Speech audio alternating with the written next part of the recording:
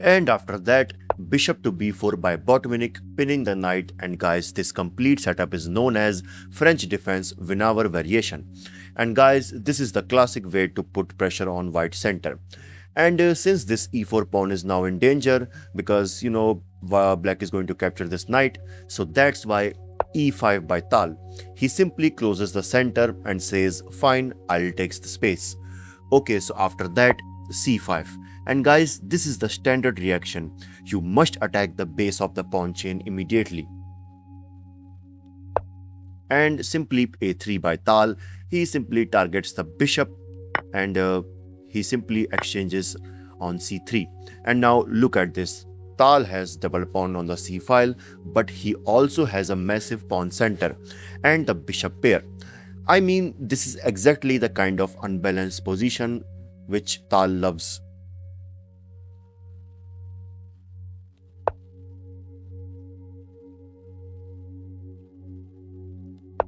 Okay, so now queen to g4. He simply goes straight for the g7 pawn. But f5. And basically, Botvinnik attacks the queen and simultaneously defends the g7 pawn.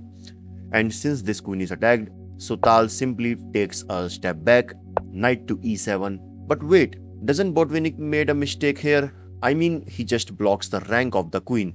And now Tal can simply capture on g7, which he did. And now he's attacking the rook. But guys, in reality, this move is not a mistake. I mean, Botvinnik does this so that he can activate his pieces, because now he goes for rook to g8, attacking the queen. But what about, this other pawn? I mean, just queen takes h7. And you can see Tal is, just gobbling up pawns. But if you take a close look at this position, I mean, look at this queen. And basically, this queen has no good square left. And now Botvinnik opens the c file. I mean, he decides to capture on d4 by c takes d4, so that after white recaptures, simply queen takes pawn. And so basically, to tackle this, here white can consider this amazing move, knight to e2, simply targeting the pawn on d4. But what if black, just decides to take on c3? And guys, if this happens, now comes h4, preparing for h5, and you can see now white has a passed pawn on the h file. Also, bishop to g5 is coming, which is going to target this knight. And this move, also blocks the g file. Sorry. And to deal with this, let's suppose if black decides to develop another knight to c6, so that he can, support the knight on e7. But now comes bishop to g5, preparing for bishop to f6, which will be a permanent outpost for this bishop. And if black now decides to capture the pawn on e5 by, let's suppose, queen takes e5, now white can continue the attack by f4. And let's suppose if this queen goes back to h8, so that he can exchange the active queen of white. So now comes queen takes h8, rook takes h8, knight takes c3. And guys, now take a deep look at this position. I mean, now white has a very strong bishop on g5 with this, solid structure and this amazing knight on c3, which is ready to jump on b5 with the idea of, knight to c7 check. And no need to tell that who is winning in this position. But guys, as we all know about Tal, that he's not an ordinary player. I mean, he wants more chaos. So that's why after this move, he simply decides to slide his king on d1. And guys, this is a move only Tal would play. I mean, he doesn't care about castling. He simply moves the king out from any further, any threats like queen takes c3 check. Okay, so bishop to d7. Here Botvinnik calmly, develops the bishop. But guys, this bishop has a nasty threat. It basically wants to come to a4. And now Tal gives a check from h5 square, knight to g6. Botvinnik simply blocks and knight to e2. Finally, Tal develops his king side knight, and now he's targeting the a4 d4 pawn. But guys, here d3. And basically, this is a fantastic resource from Botvinnik. He sacrifices the pawn to open up the white king. I mean, after, Tal captures on d3, bishop to a4 check, taking advantage of this opened king. And Now Tal just slides it to e1. And now you can see there is no more checks left. And guys, now how can black continue the game?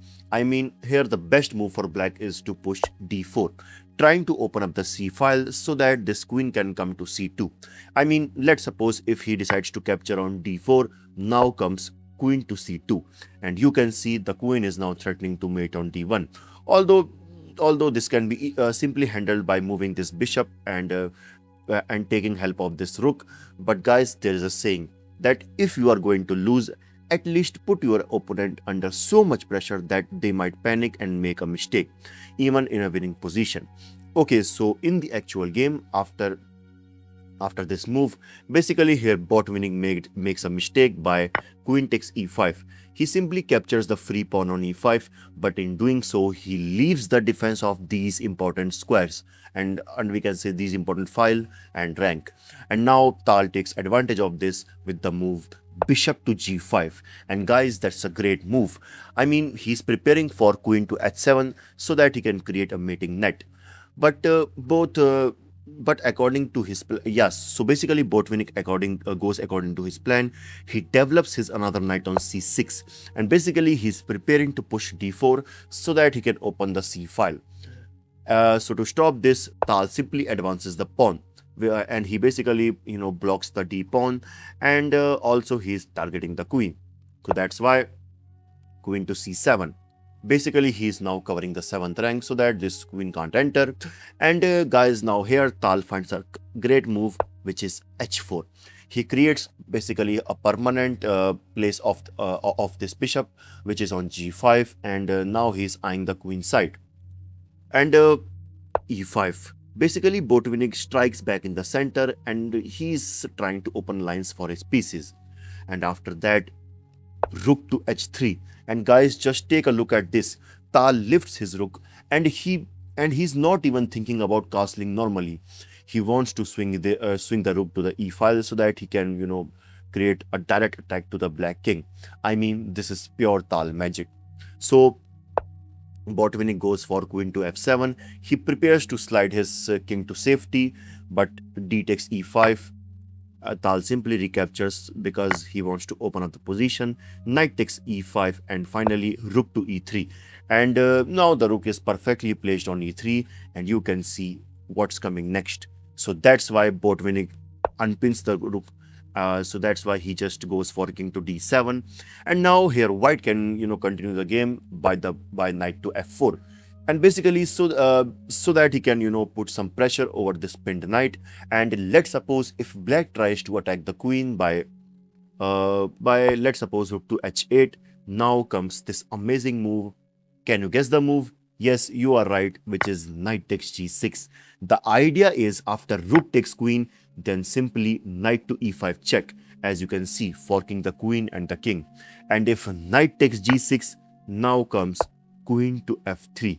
And you can see what's coming next, which clearly makes this position better for white. Okay, so in the game, after the move king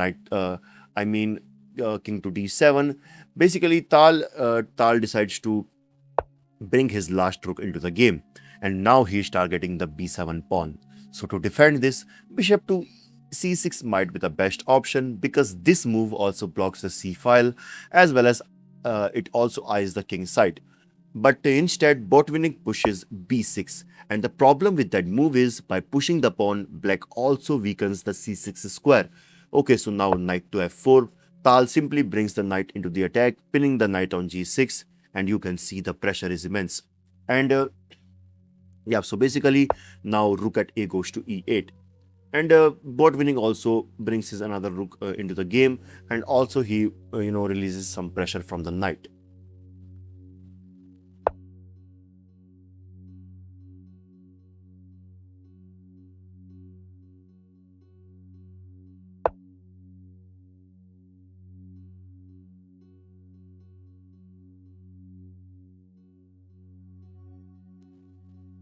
Okay, so finally queen to d1. Tal calmly improves his position of queen, and now c4 you can see will be a huge threat, taking advantage of this pinned pawn. So that's why knight takes f4, rook takes f4, and guys, just take a look at this.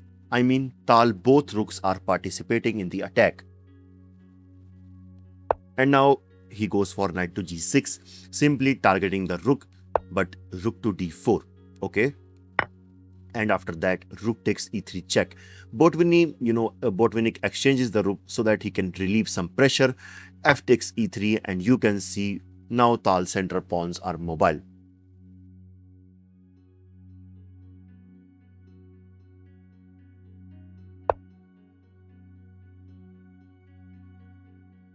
Okay, so in this position, now Tal finds a great move, c4.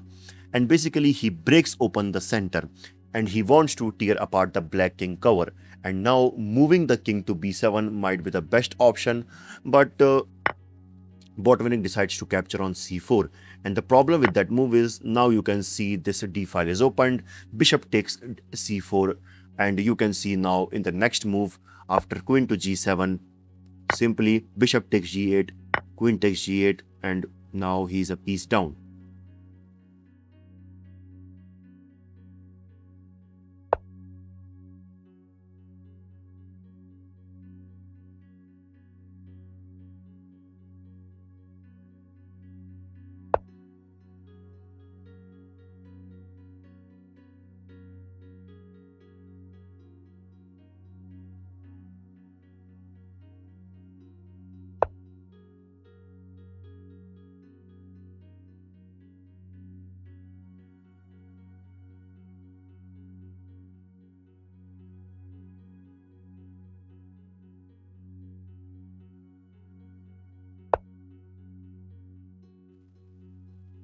Okay, so after moving the queen, now you can see now this h pawn is close to promotion. So Tal simply pushed it further, and you can see now now tell me that who is going to stop this pawn. And uh, and obviously you can see black can't move the knight because of the pin.